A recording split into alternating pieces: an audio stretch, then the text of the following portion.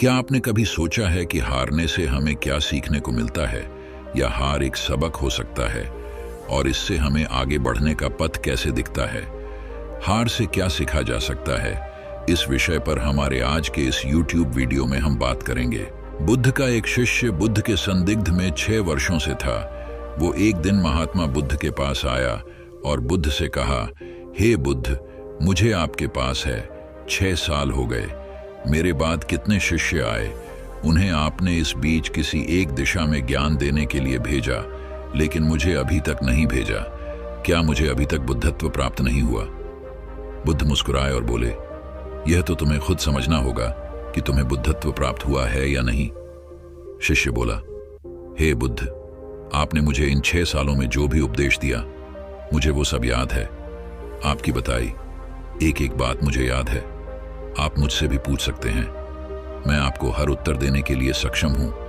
आप मुझे एक मौका तो दे, ताकि मैं किसी भी दिशा में जाकर लोगों को आपके ज्ञान के बारे में भी बता सकूं। बुद्ध ने कहा, ज्ञान की बातों को याद रखने से कुछ नहीं होता जब तक आप उसे अपने आचरण में ना लाओ। जब तक आप किसी भी चीज को अपने आचरण में नहीं लाओगे, तब तक आप दूसरों को नहीं कह सकते कि वो उसे अपने आचरण में लेकर आए। शिष्य ने कहा, जो भी हो, कृपया आप मुझे एक मौका दें। आप मुझ पर भरोसा रखें। मैं सभी को अपने ज्ञान से प्रभावित कर सकता हूं। मैं लोगों को ऐसी बातें बता सकता हूं जिससे उनके जीवन में शांति आएगी और वो शांतिपूर्ण अपना जीवन जी सकेंगे।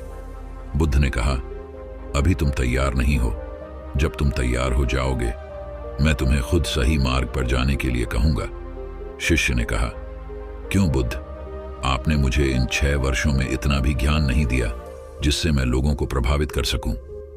बुद्ध ने कहा, ठीक है, तुम पूर्व दिशा की तरफ जाओ। वहां तुम्हें एक गांव मिलेगा। उससे तुम भिक्षा मांग कर लाओ और वहां के लोगों को अपने ज्ञान से मदद करना। कल सुबह तुम वहां अकेले जाना और शाम को आकर मुझे बताना तुमने कैसे वहां के लोगों की मदद की।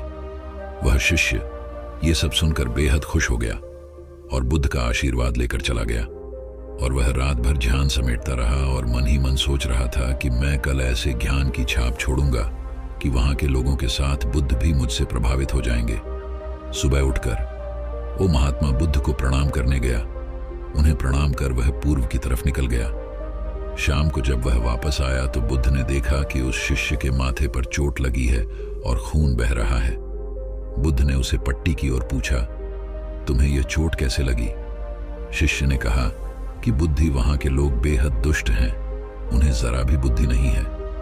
मैं उस गांव में भिक्षा लेने गया, पर किसी ने मुझे भिक्षा नहीं दी।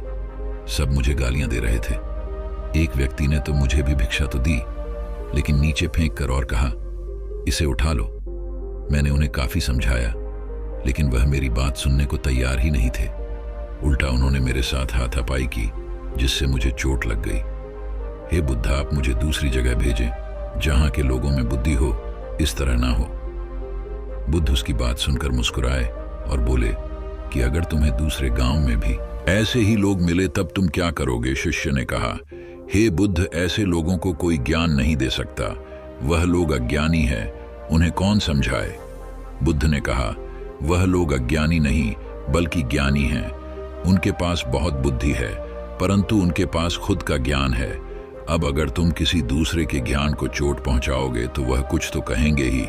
तुम्हें ऐसे लोग हर जगह मिलेंगे, तब तुम अपना ज्ञान उन्हें कैसे दोगे? बुद्ध ने शिष्य को कहा कि आज तुम आराम करो, कल शाम को मेरे पास आना। शिष्य बुद्ध को प्रणाम करके चला गया। अगली शाम जब वह वापस बुद्ध के पास आया, तब वहां एक और बुद्ध का शिष्य मौजूद था।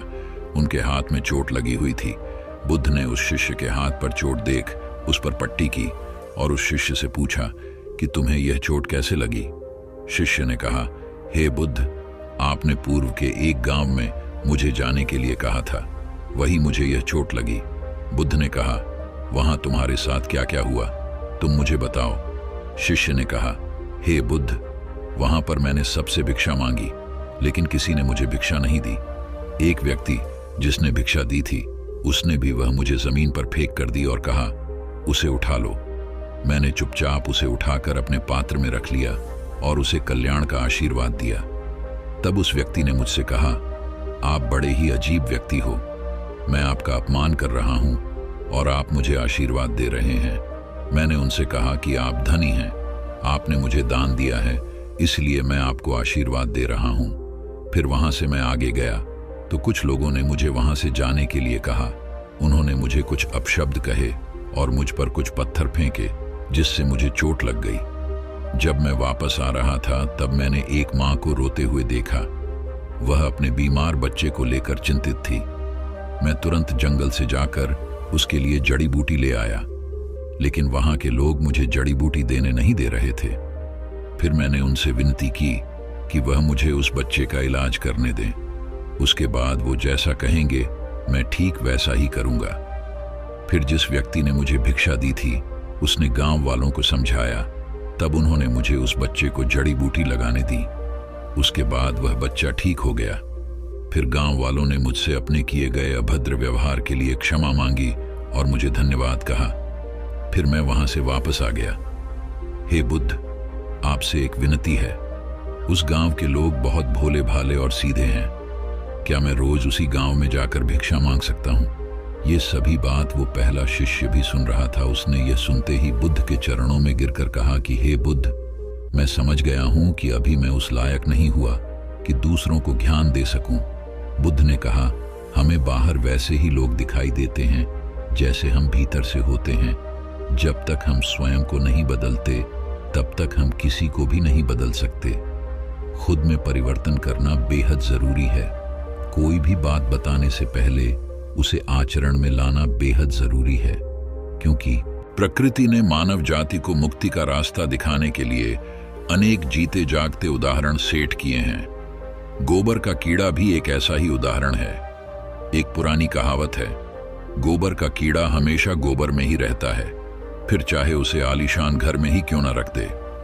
ये कहावत एक सच्चाई को दर्शाती है कि यदि मनुष्य अपनी सोच और आदतों को नहीं बदलता है तो वह कितनी भी सुविधाओं से घिरा हो, उसकी मुक्ति नहीं हो सकती।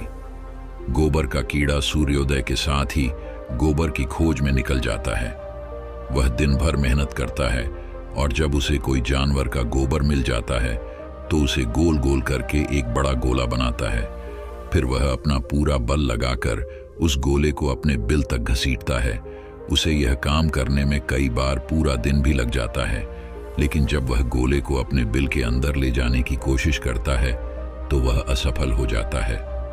अंत में उसे गोले को बाहर ही छोड़ देना पड़ता है और वह फिर से उसी काम में लग जाता है।